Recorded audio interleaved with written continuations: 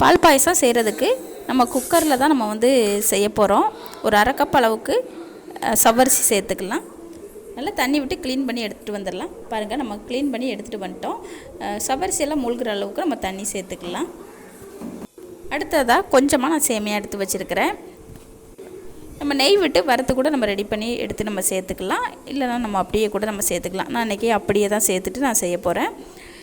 பாருங்கள், 2 விசில் வந்து நமக்கு சவ்வரிசி நல்லா வெந்து வந்துருச்சு.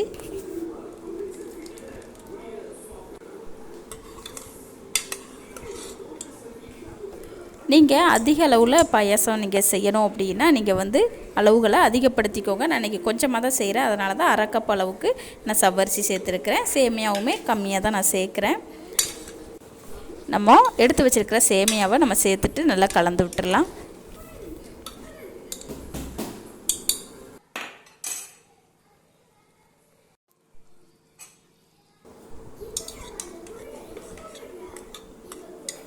நம்ம ஒரு வாட்டி கலந்து விட்டுடலாம்.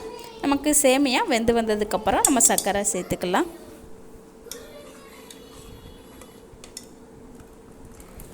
பாருங்கள், சேமியா நமக்கு ஓரளவுக்கு நல்லா வெந்து வந்துருச்சு.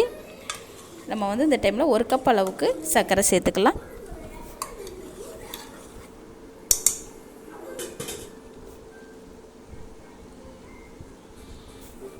சேர்த்துட்டு நல்லா கலந்து விட்டுறலாம்.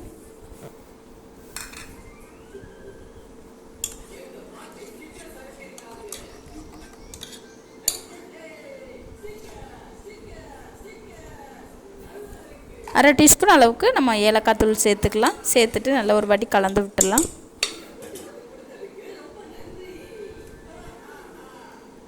பாருங்கள், சவ்வரிசி சேமியாலாம் நமக்கு நல்லா வெந்து வந்துடுச்சு. இந்த டைமில் நம்ம காய்ச்சி ஆற வச்ச பால் வந்து நம்ம சேர்த்துக்கலாம்.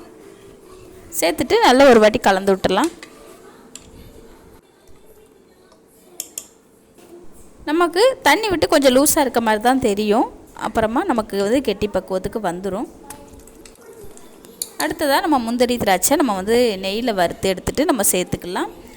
1 டீஸ்பூன் அளவுக்கு நம்ம நெய் சேர்த்துக்கிட்டால் போதும். ரொம்பவும் நம்ம சேர்க்க வேண்டாம். இந்த அளவுக்கு சேர்த்துக்கிட்டால் போதும்.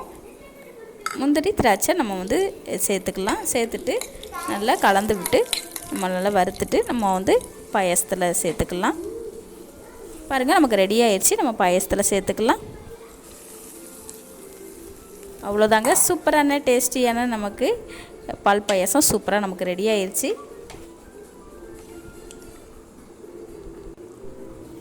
நம்ம சேனலை சப்ஸ்கிரைப் பண்ணாதவங்க சப்ஸ்கிரைப் பண்ணுங்கள். இதே போல் இதே அளவுகளை நீங்களும் ட்ரை பண்ணி பாருங்கள். இன்றைக்கி நான் கம்மியாக செஞ்சதுனால தான் பொருட்களோட அளவுகளும் நான் கம்மியாகவே எடுத்துக்கிட்டேன். நீங்கள் அதிக அளவில் செஞ்சீங்கன்னா நீங்கள் பொருட்களோட அளவுகளை வந்து கூட்ட குறைக்க செஞ்சுக்கோங்க. அவ்வளோதாங்க. நீங்களும் இது போல் செஞ்சு சாப்பிட்டு பார்த்துட்டு எனக்கு கமெண்டில் சொல்லுங்கள். நன்றி, வணக்கம்.